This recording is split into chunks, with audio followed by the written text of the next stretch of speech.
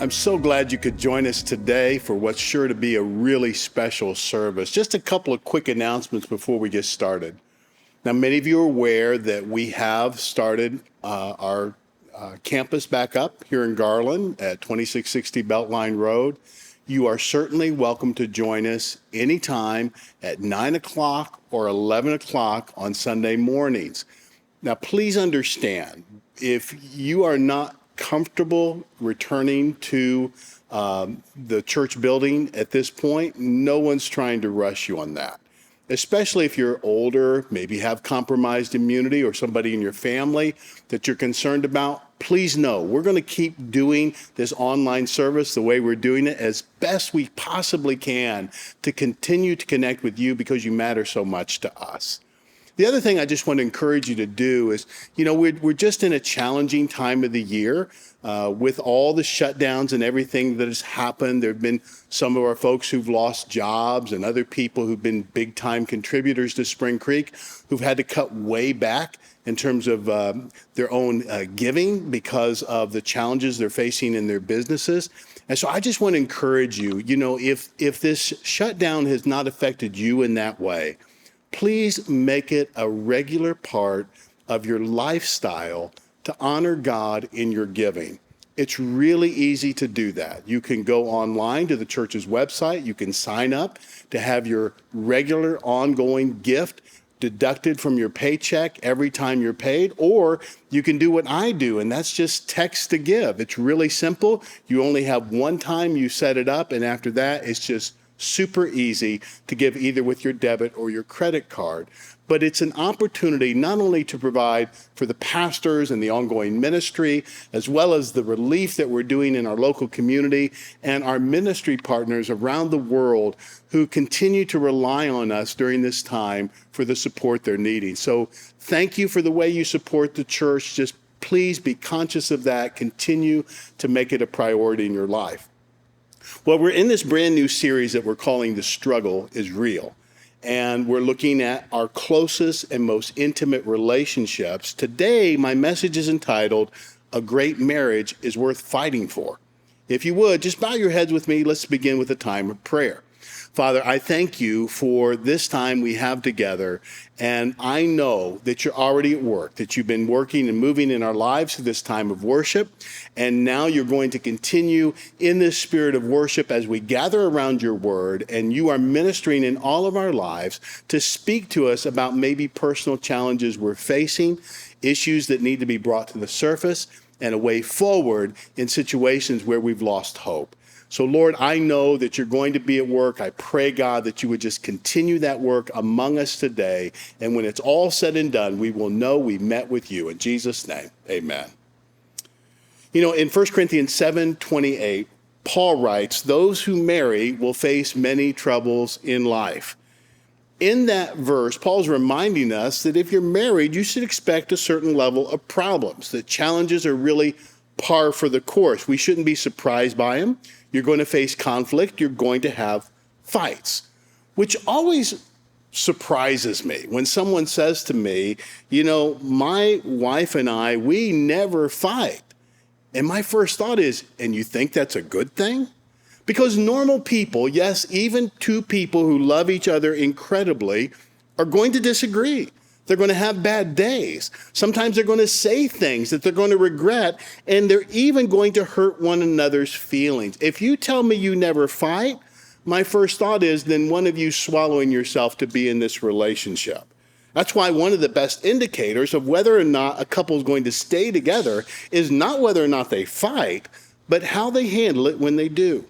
Years ago, I came across this quote in Health magazine written by a woman named Diane Solly. She was the founder and director of Smart Marriage. And what she was talking about is current, what she called groundbreaking research around conflict in marriage. This is what she wrote. These experiments demonstrated something astonishing. Couples who stayed together fought as frequently and over precisely the same things as couples who split up. Experiment after experiment showed this until we couldn't avoid it.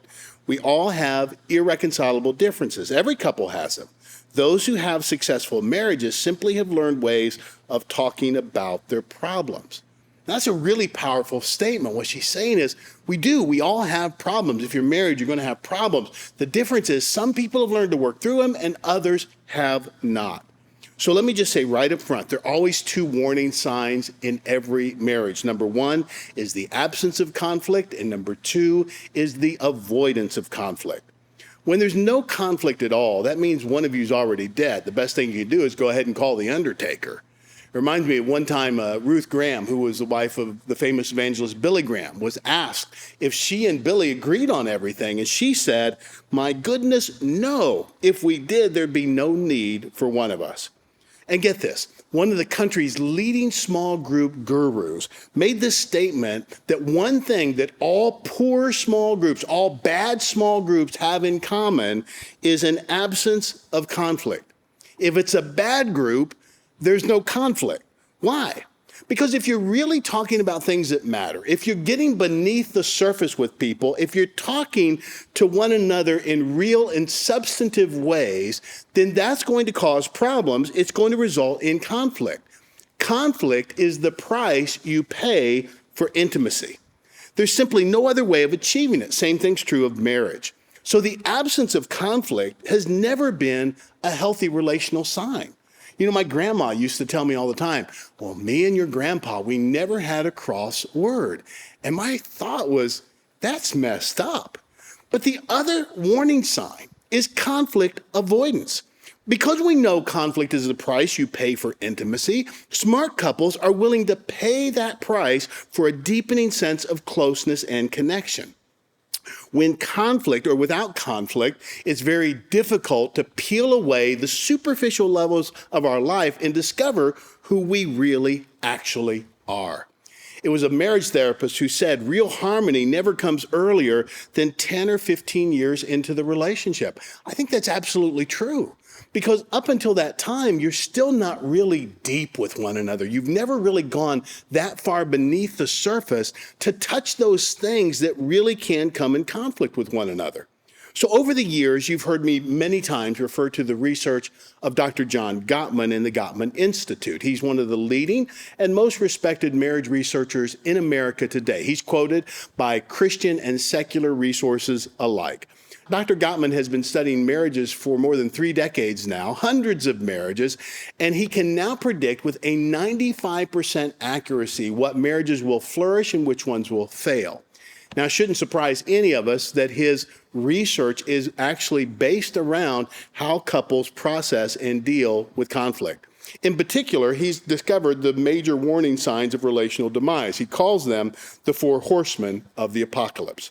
Now, this is ground we've been over before, and we've gone over it recently, so I really am not going to spend a lot of time on it in this message. If you want to, you can refer to some previous messages to get more detail, but I just want to highlight them to refresh your memory.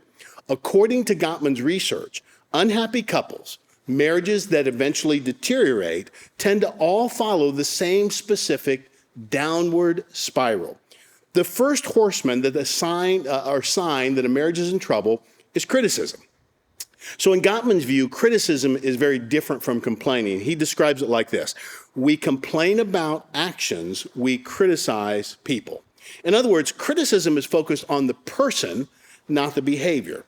It's the difference between saying, I asked you to take out the trash and you didn't, versus you're so lazy you don't take out the trash. One of the best ways to differentiate criticism from complaining is this: complaints begin with the word I, criticism begins with the word you. So when I'm complaining, I'm talking about things that I'm noticing, I'm seeing. When I am criticizing, I am making it personal about you. Now, please hear me. Complaints can and should be talked out in marriage. Complaints are statements about a person's behavior minus the feeling of blame. But criticism turns a complaint into an accusation. If criticism is left unchecked in a relationship, if it becomes normative, then it always heralds the arrival of the second horseman, which is contempt. Basically, what separates criticism from contempt is insulting or maybe even psychologically or emotionally injuring our partner. Think of contempt as criticism on steroids. When criticism becomes contempt, you add things like name-calling, hostile humor, sarcasm, which a lot of people make such a small deal of sarcasm. Sarcasm, the word literally means to rip the flesh because it's a kind of biting sense of humor that is intended to wound as we joke, even mocking our partner. It's sad that sometimes the ones we love are the worst ones, are the ones we treat the worst in relationship. Contempt is the way I devalue my partner. Gottman said that contempt can even be expressed through a look. In fact, he studied marriages in such detail that he's actually cataloged the behaviors, the external behaviors that people manifest when they're arguing, and even down to the effects of small things like facial gestures. Fairly early on, he discovered when a spouse, particularly the wife, rolls her eyes while the other one is talking, he said the marital exit sign is blinking fiercely. So if contempt is left unabated, it heralds the arrival of the third horseman, which is defensiveness. The defensiveness is, of course, a natural reaction to feeling attacked. But when one or both of you becomes defensive, no real progress is made on any marriage problems because each one believes that the problems are primarily the other person's fault. When you find yourself making excuses for your reactions, or you counter every accusation your spouse makes with one of your own, the marriage is in trouble. Because each person is playing the victim, no one's really dealing with the issues. So you kind of devolve into this cold war, sometimes even a hot war. But typically, this is where someone in the marriage will declare, I'm not changing until they do, which leads to the stage for the final horseman to arrive, which is stonewalling.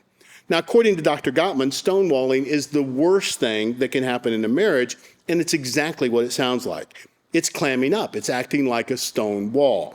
We give no response. We withdraw emotionally or physically. We refuse to communicate. Sometimes we call this the silent treatment.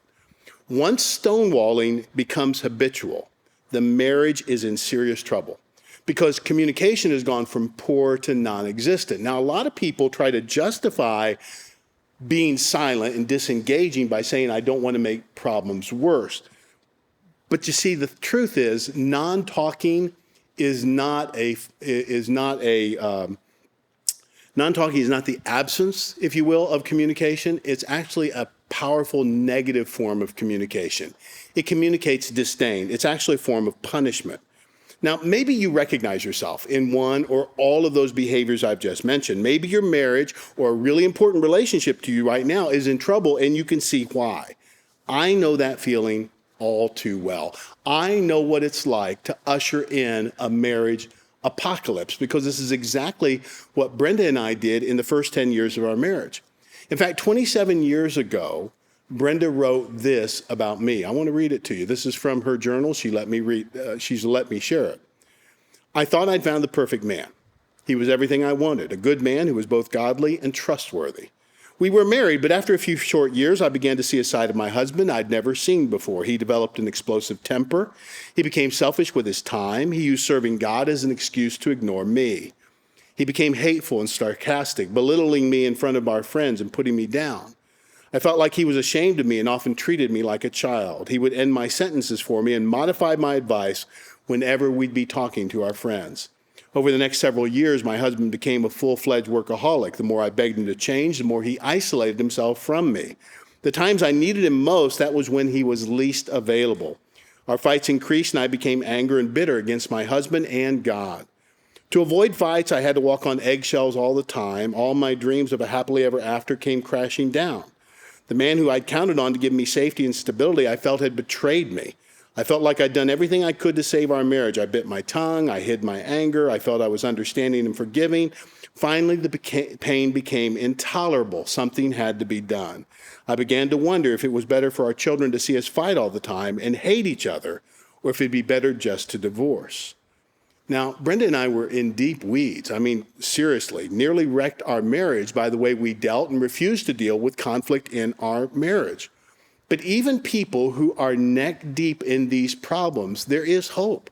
In fact, I've always loved this. This is one of the things that Gottman has observed, again, over the years with couples.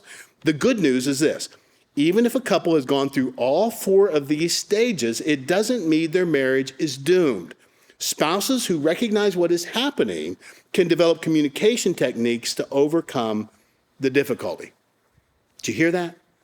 All it takes to pull your marriage, this really important relationship, this most intimate and caring relationship, all it takes to pull it out of this downward spiral is to admit that there's a problem, then develop the skills that are necessary to overcome it. Now, before we move on in the message, I want to share with you God's wisdom about what ultimately drives all of this sort of behavior. I call this the heart of conflict. Listen to the Apostle James describe it. He said, "Where do you think all these quarrels come from? Do you think they just happen? Think again. They come about because you want your own way and fight for it deep inside yourself." This passage describes the root cause of all destructive conflict. Conflicts arise from unmet desires in the heart. So I want to walk you through this same process according to God's wisdom. And what you're going to be amazed to see is this perfectly parallels what Gottman has described in the 4 horsemen. The first thing is I desire. Conflict always begins with some sort of desire, something I want or something that's getting in the way of what I want, and I get angry about that. That leads to I demand. So I desire, then I demand. Unmet desires have this way of working deeper and deeper into our souls. This is especially true when we see our desire as something we need, as something we deserve, as something I have to have in order to be happy. So I start feeling entitled to the things I desire, and then it shifts from I wish I could have this to I have to have this. I demand it. Of course, this is where the trouble sets in, because even if the initial desire wasn't necessarily wrong, it's now become so strong that it begins to control all of my thoughts and behavior. In biblical terms, my desires become an idol to me. So I desire becomes I demand, which leads to this, I judge. You want to know the surest tip-off that you're judging? I mean, you hear people quote all the time, Matthew 7:1, do not judge lest you be judged. And we talk about don't judge. But a lot of us don't think about what judgment really means. Here, let me describe it. When you're judging, you're pretending to know what you can't possibly know. You're claiming to know your spouse's motives. Now, let me tell you something. Motives are the most hidden thing about us, why we do what we do. People can see what we do. They can't know why we do it. People can hear what we say. They can't know why we say it. This is why Satan loves to attack motives, because it's the most difficult accusation to defend yourself against. So when the Bible talks about not judging others, it's mainly referring to this aspect of judgment, to judge the motives of the heart. Judgmental people all hold this same trait in common. They judge the very thing that's impossible to know about another human being. They presume to know why people do what they do. Friends, you can know the what, but you can't know the why. Only God can judge the hidden secrets of the heart. That's why we have to leave that judgment to Him alone. Besides, you don't even know fully your own heart or your own motives. We are this very complex mixture of motives. Some of those motives are very unconscious motives. We're not in touch with them. We're not aware of them.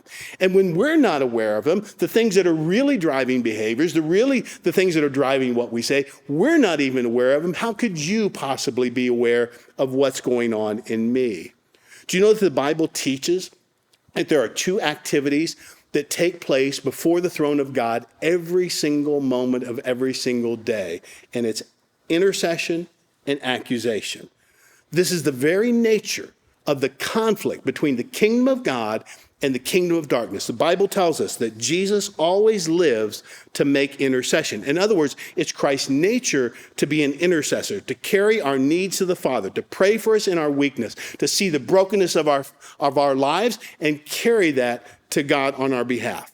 But look at how Satan is different from Jesus.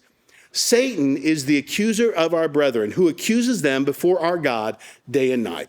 So what does Satan accuse? He accuses our motives. I mean, all you have to do, read the Old Testament book of Job. This is the clearest and most explicit glimpse we get into Satan's activity before the throne of God. And he stands before God and he accuses God's servant Job. And in particular, he says, I know why. I know why Job does what he does. He serves you because you protect him. He serves you because you're good to him. If you wouldn't do those things, he wouldn't serve you. So Satan accuses, Jesus intercedes. My question for you is this: who are you more like, Jesus or Satan? Jesus knows the brokenness of our lives. He carries it to the Father on our behalf. He prays. He's a go-between. Satan, on the other hand, stands before the Father criticizing and accusing our motives. The very nature of Satan's work is to attack people's motives. And just so you know, Satan doesn't know our motives. He's not God. He can't see into the human heart. The Bible says that's a characteristic of omniscience. That's something that only God possesses. Only God knows everything. Satan only guesses. He doesn't know our motives, how we think. That's the exclusive domain of God. So next time you're tempted to tell your mate you know why they're doing what they're doing, stop. Before you make an accusation, stop and ask yourself, am I going to be like Jesus or the devil? And that leads to this final thing. I desire becomes I demand. I demand becomes I judge. I judge becomes I punish. When people fail to satisfy our desires and our demands, our expectations, our idols demand that they should suffer. So we hurt the ones we love. We punish them for failing to fulfill our desires. And we can do this in a lot of ways. Some of us do it by verbally abusing our spouse. Some of us doing by withdrawing, either physically or emotionally. We give them the silent treatment. We treat them like a non-person. We want to make sure the message gets through loud and clear. You have hurt me, and now I'm going to hurt you back. We can do all kinds of things. We can be passive-aggressive, all types of things. What I'm saying is, before Gottman ever figured it out, these four horsemen, God told us in his word, this is the plight of human beings, and this is why we react when our desires are unmet. So let me offer you some practical suggestions for dealing with conflict. And the first thing is simply this: to differentiate between relationships with problems and problem relationships. All relationships have problems and conflicts, period, full stop. But healthy ones value conflict and handle conflict in a constructive way. Relationships that don't face and deal with their conflicts are problem relationships. Now, for Brenda and I, when we were first married, we were scared to death of getting a divorce, largely because we'd both come from broken homes. We had seen one of our parents cheat, actually have an affair on our birth parent, and as a result, their marriage went to hell in a handbasket. We drugged then this very unrealistic expectation into our marriage that we needed to be free of conflict. As a result, every time I got angry with Brenda, every time I got crosswise, every time something I didn't understand but really hurt me, I swallowed it. I pushed it down. I repressed it. I did everything I could to keep it from becoming conscious. And what I did is I was so afraid that with every argument, we were just moving one step closer to divorce. But as a result of that, as a result of not dealing with those problems and dealing with that hurt and dealing with my frustration, I became this simmering volcano that literally even the smallest things could set me off. I thought if I repressed it, I would protect my marriage.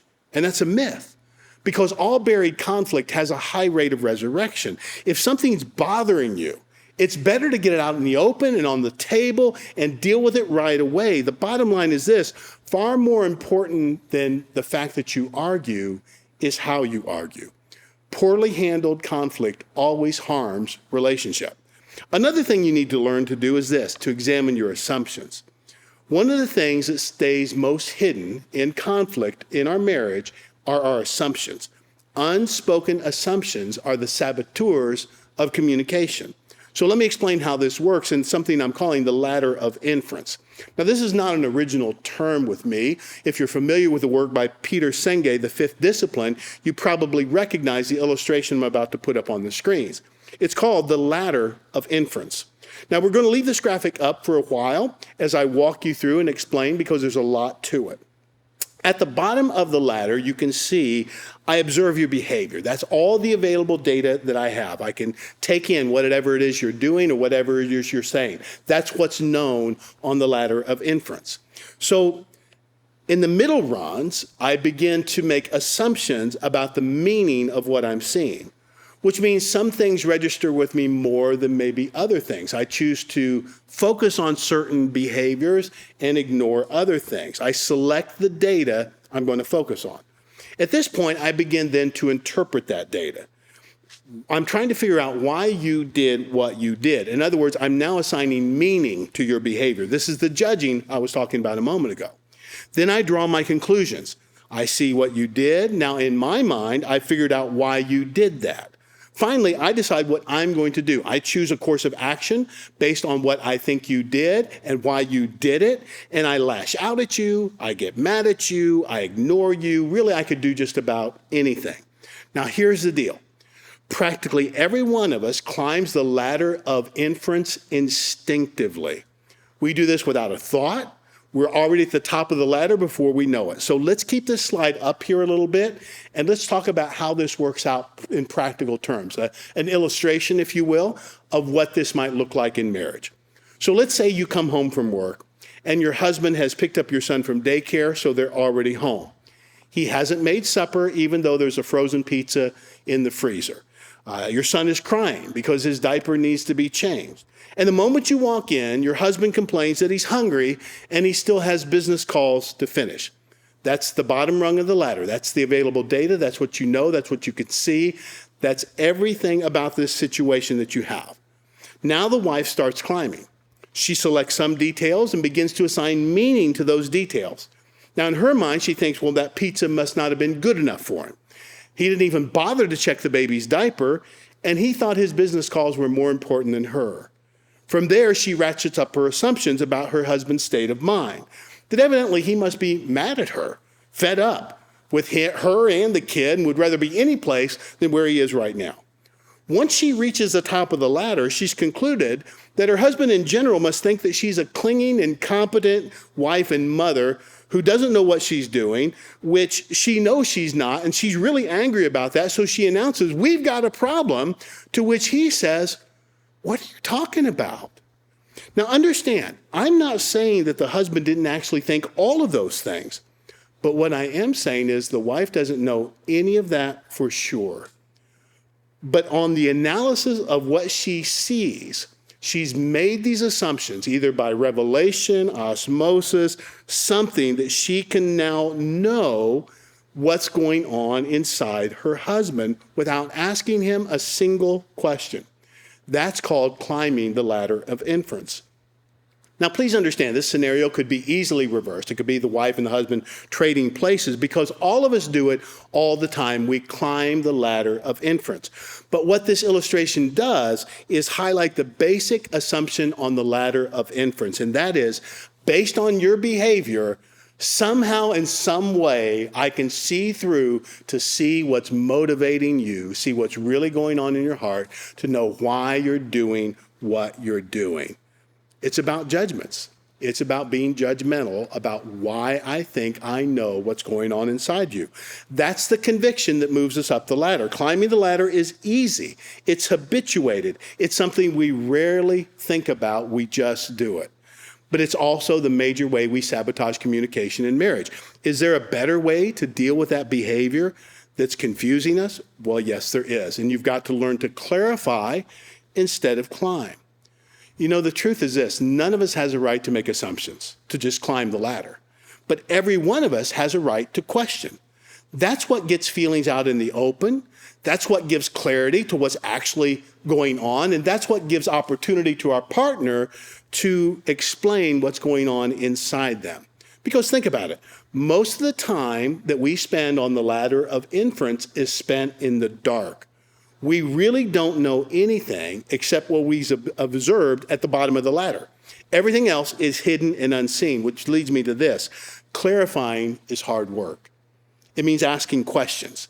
Sometimes questions that might make your spouse angry, but we have to, because we have to know what we're talking about rather than assume to know what we can't possibly know. Clarify also means that we sometimes admit to ourselves that we're already 3 steps up the ladder and we need to back down to what I actually can see and know. Now, let me give you a practical and non-threatening way to clarify. It's a simple statement, one you might want to write down, and it's this: please help me understand. Can you please help me understand why you didn't change the baby's diaper? Can you please help me understand why you didn't fix supper? Can you please help me understand why you need to make these phone calls right now? Clarifying keeps us focused on the facts and not our interpretation of the facts. It's also great because it's direct. I mean, you're talking to the only person who can actually clarify what's happening. Now, either that person's going to answer the question directly or they're going to hem and haw. Either way, you got your answer, right? I mean, if they answer the question directly, you'll know better what's going on inside them. If they hem and haw, that means I need to ask a bunch more questions because I need to know what's actually happening. But it's always a relational dead end to assume that I know the motives behind another person's behavior and then pass judgment based on that knowledge. Relational health is about clarifying, not climbing. So are you climbing the ladder with anyone right now? Or do you find yourself just instinctively doing this as your go-to? You see some behavior and immediately you know in your mind, or you think you know, why they're doing what they're doing. Is it become a way of life for you? One researcher explained that most couples will typically wait 6 years from the time the storm clouds surface in their marriage before they seek any kind of professional advice. And by then, it's often too late. Statistically, by then, only 20% of them can be helped in any kind of way. Even more likely, they don't seek help at all. Studies have found that on average, people filing for divorce, 25% of them have never sought any counseling or any help whatsoever before they filed. So there's a better way to handle problems, and it has everything to do with suspending judgment and learning to ask appropriate questions. To quit pretending to know what you can't possibly know about your spouse. To focus on the facts and what's happening instead of your interpretation of the fact. So we have to stop doing the things that are actually causing the real problems, but we also need to start doing things that'll make the marriage better. And that's what this last point is about, the magic ratio. Now, this was a startling statistic to me, but I think it's absolutely true. In the Gottman Institute, they said 69% of marriage conflicts are never solved. In other words, most marriage problems are going to be managed through dialogue rather than definitively solved. And that's comforting to me. It's actually encouraging to me. Because we have a lot of disagreements as couples, and a lot of those disagreements simply arise out of personality difference. Someone's basic personality is not going to change. So in that sense, the conflict is not solvable.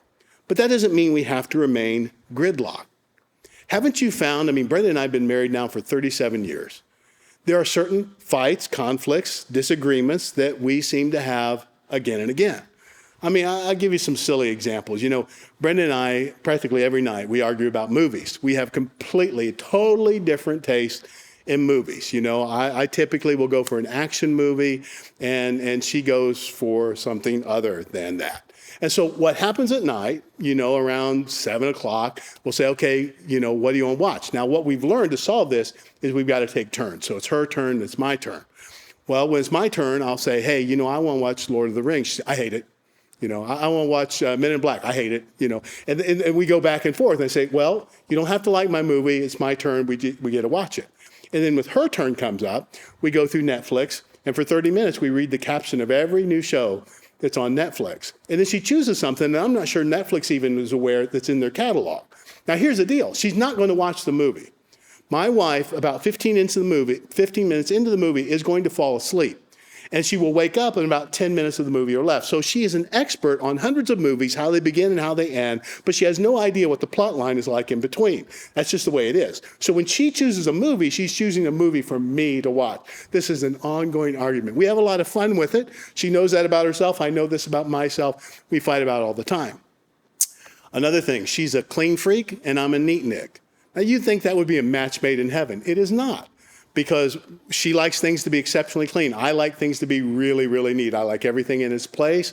I always know where my phone is. I always know where this is and that is.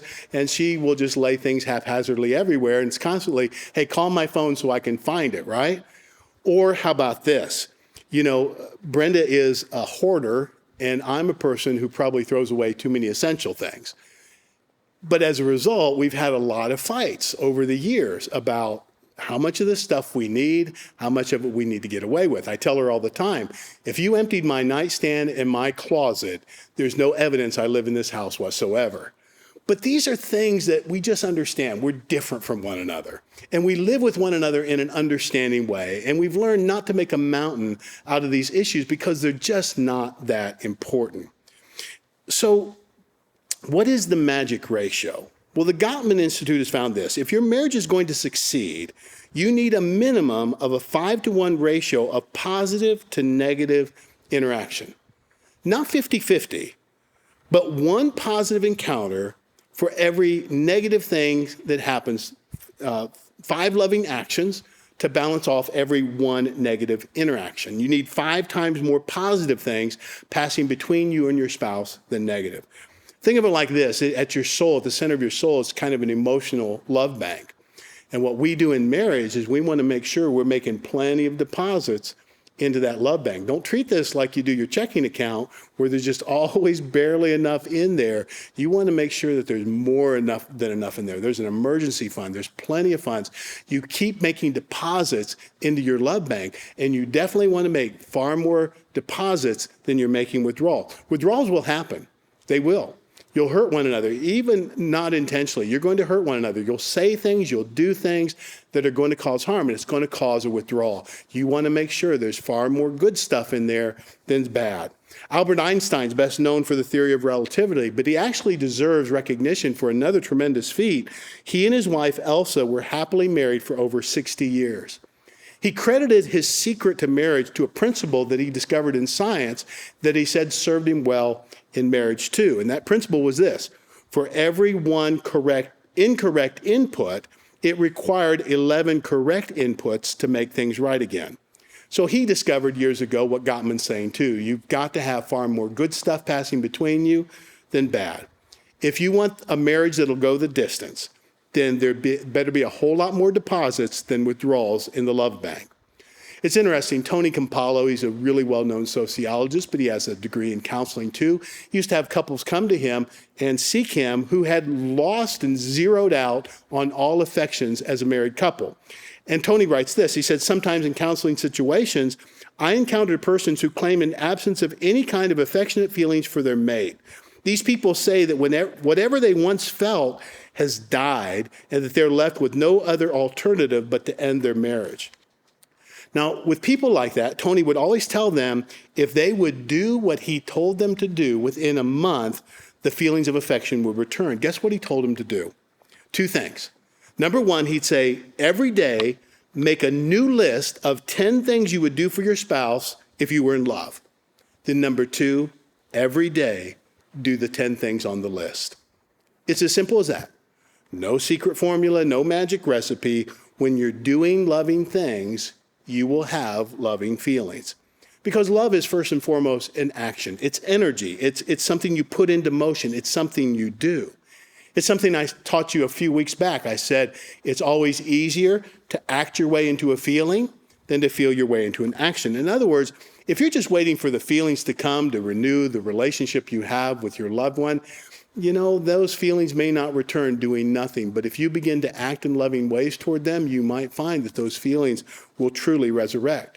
You know, C.S. Lewis wrote this in his classic, Mere Christianity. He said, do not waste your time bothering whether you love your neighbor. Act as if you did. As soon as we do this, we find one of the great secrets. When you're behaving as if you love someone, you will presently come to love them. What I'm saying is this, pure and simple. My marriage works when I'm most concerned with the kind of spouse my spouse is getting. I don't have a marriage goal for Brenda. Oh, sure, I could, but how could I enforce that goal? How could I make that happen? It's not possible. You say, well, then how do you know if your partner's going to try? You don't. You don't know, but you can't make them do that either.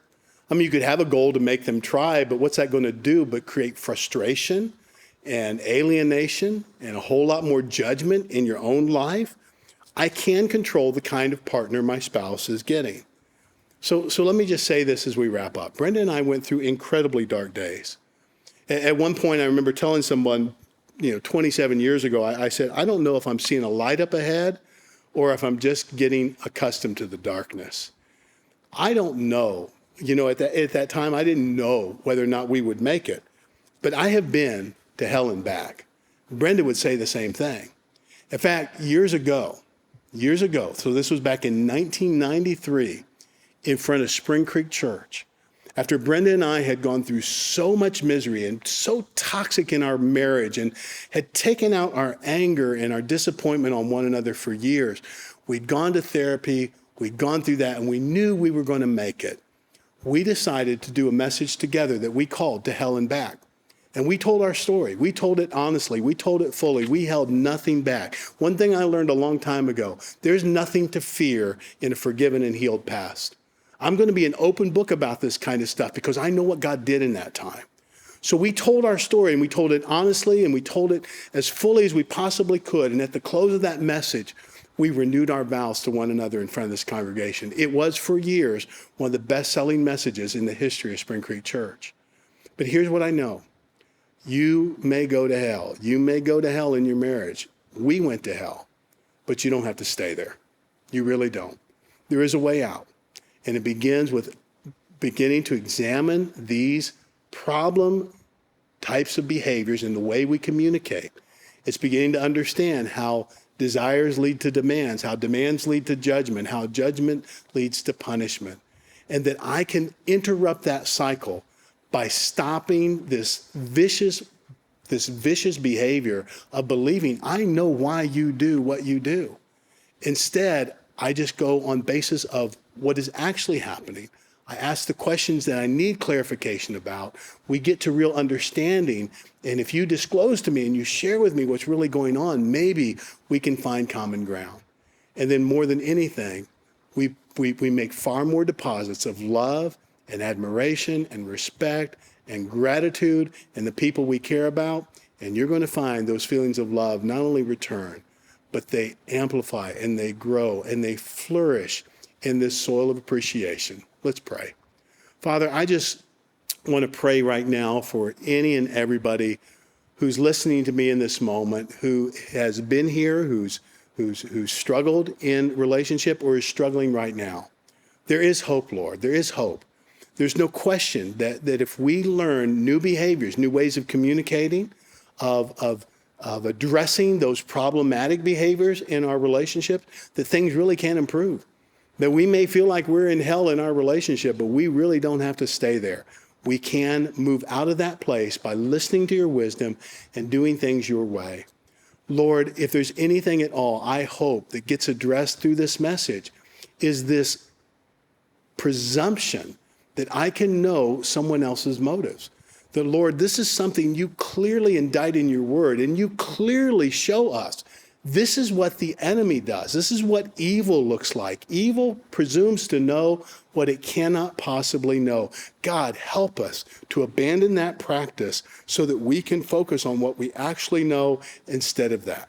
I also pray, God, that there would be people who would make a decision today that they would begin to list behaviors of things they would do if they were loving their spouse in a real and honest and authentic way, and then begin to enact that list every single day, that they would act in loving ways toward their spouse, even when they're not feeling loving, even when they feel like the feeling is as far from their heart as possible, that God, they would do their part in providing the kind of partner that their spouse needs, that we would be busy about making deposits of love into that bank account so that, Lord, when there is an occasional withdrawal, we never get back a draft that says insufficient funds.